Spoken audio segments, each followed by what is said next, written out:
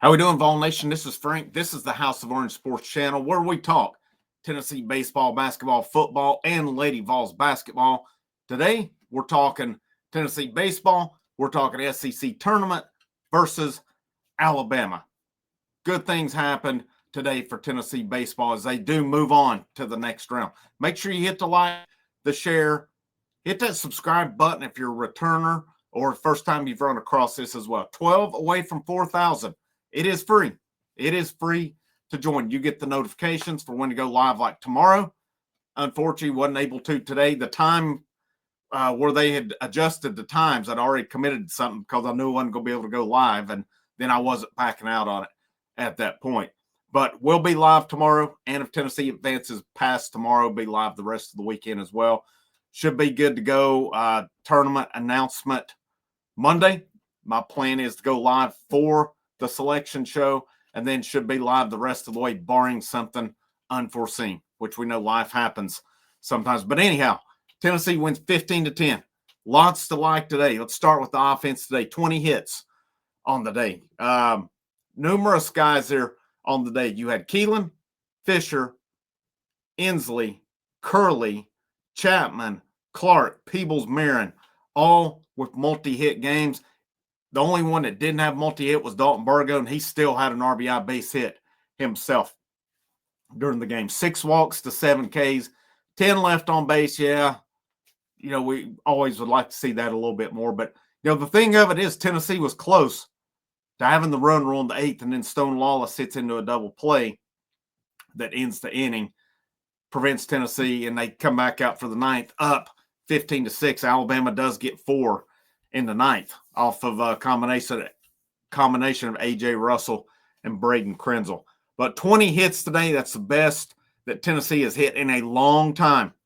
And it's like the announcer, I think it was Dave Neal and Chris Burke were saying earlier on in the game, Tennessee, everything they were hitting, they were hitting it very hard along the way. Got to be encouraged by that. How does that carry over? Because, again, they have not hit this well in weeks. And they even overcome some adversity today, which I'll get into here in just a second as well. But Tennessee got out 1-0 in the first. Hunter Inslee double scored Andrew Fisher. In the second, Gavin Keelan base hit made it 2-0. Tennessee got 3 in the fourth. And then they were up 5-1 at that point. Come in, they were up 5-2. 2 outs, ground ball to second. And I've not seen the play, but I was listening to it on the radio, and it just sounded to me like Curley, he fielded it, and Tony Vitello talked about it and said maybe he thought he had to rush the throw, and from the sound, Fisher was not there. Becomes an error. Alabama goes on to come out of that inning, or the top half of that inning, with a 6-5 lead. Tennessee comes back in and ties it in the bottom of the 5th, and then Tennessee goes for 5 in the 6th, and they never look back. No runs in the 7th, 4 more in the 8th. And like I said, they had a chance to end that ball game by run roll, hit into the double play, which, that's something people we've talked about. That's something they got to fix. They've got to fix the double plays. But you got to be encouraged with the hitting today. Marcus Phillips did get the start today. He went 4 innings, 4 hits, 4 runs. Only 1 was earned. 2 walks, 5 strikeouts, 43 strikes, 72 total pitches. He got into the 4th inning. Brandon Arvidsson then come in, got a strikeout for them. A.J. Russell comes in, then 3 2/3, 4 hits, 4 runs. Only 2 of them were earned, 1 walk, 5 strikeouts, 78 total pitches for Russell, 53 strikes. That's a big development for Tennessee, and that he's pushed it out that far. What does that mean? I don't know that it means he necessarily goes back to the rotation. I think it means what it is. He can come in middle relief, and he can throw you 4 or 5 innings if needed. I think they would have let him finish that game, but Alabama come out and got some hits in the 9th inning. Then they turned it over to Krenzel to finish it. But the hitting was a positive. Phillips did decent today. Not a bad outing for him. I mean, it was his control. I mean, I think he was a little up and down, but overall, you take that, and most of it, only 1 earned run. And again, with Russell, too, the fact that he's almost at 80 pitches, he goes 78.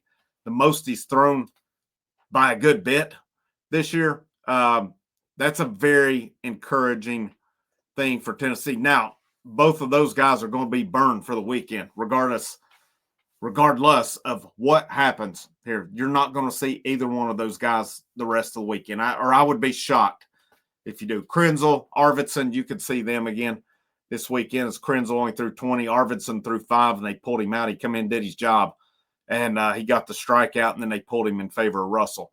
But Tennessee goes on to play Texas tomorrow. From what they say on the radio, it will be at 4 o'clock tomorrow, Tennessee and Texas. That should be fun. It is Liam Doyle for Tennessee. So Tennessee's going with their guy tomorrow. I've not seen yet who Texas has going for them. I mean, this tournament really doesn't mean as much for Texas as it does Tennessee. And, some people are saying after today, Tennessee, that win got them a regional at home. I still think you got to win tomorrow for it. I don't think it's by any means a lock. Now, obviously, out of the people's in consideration, you just took Alabama out of it by beating them. But you've got Ole Miss, Florida. Where do they come to pecking order? They play later tonight. Those two are being mentioned as possible hosts as well. I don't know what you really hope for now. I mean, I guess my beef with it is Tennessee beat both of them in the regular season series. Tennessee swept Florida, finished ahead of Florida.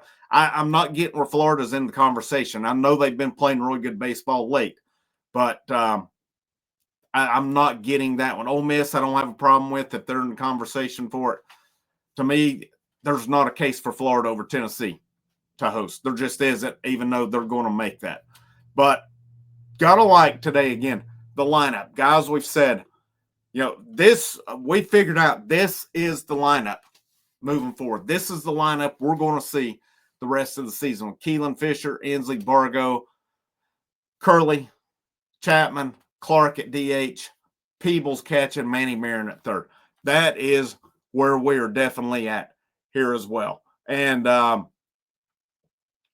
trying to find – so I mentioned earlier too, Vitello talked about – he was asked about Curley's defense and the error.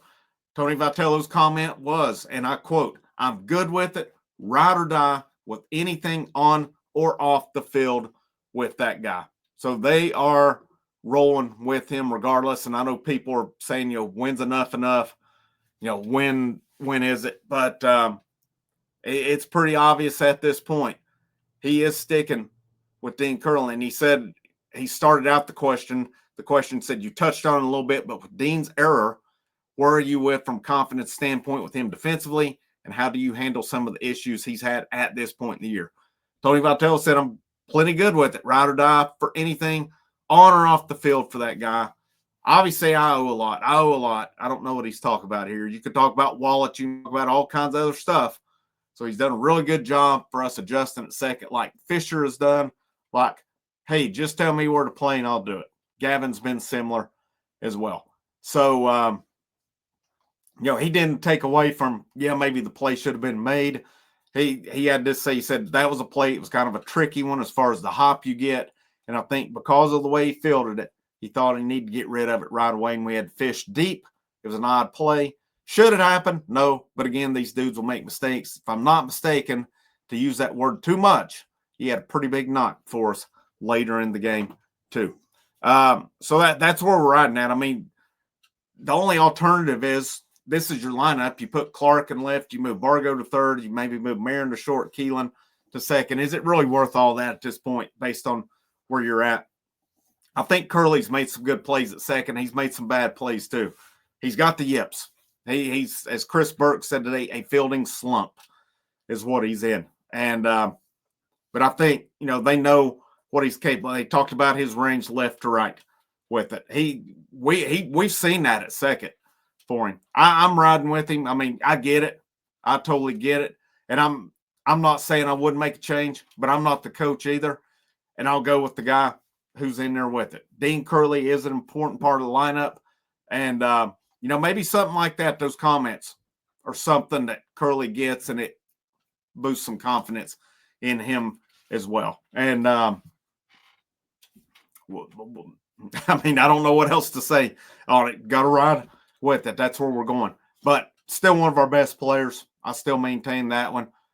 You need his hitting in the lineup. And sometimes guys are better hitters when they're in the field than they are at DH on it. I can go numerous examples over the years of where that's worked out. But good win for Tennessee today. Bigger game tomorrow against Texas.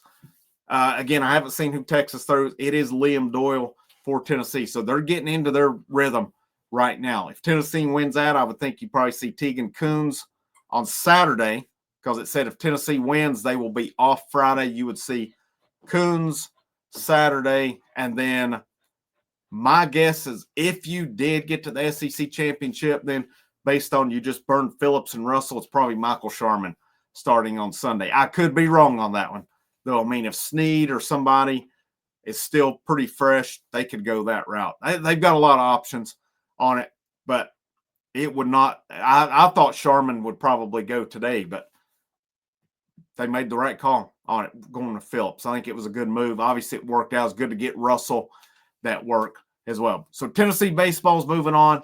And like I said, I'll be with you again tomorrow live. Once that game is complete, we'll roll live the rest of the way. Like, share, subscribe. Check out the links in the description, channel memberships, channel Patreon. It's a great day to wear the orange. And last but not least, as always, I'll see you when I see you. Oh, and a matter of fact, too, I'm actually going to record. Tennessee got a big commitment for football a little bit earlier. I will get something recorded on that here in just a few minutes. So have a great rest of your evening, and I'll see you when I see you.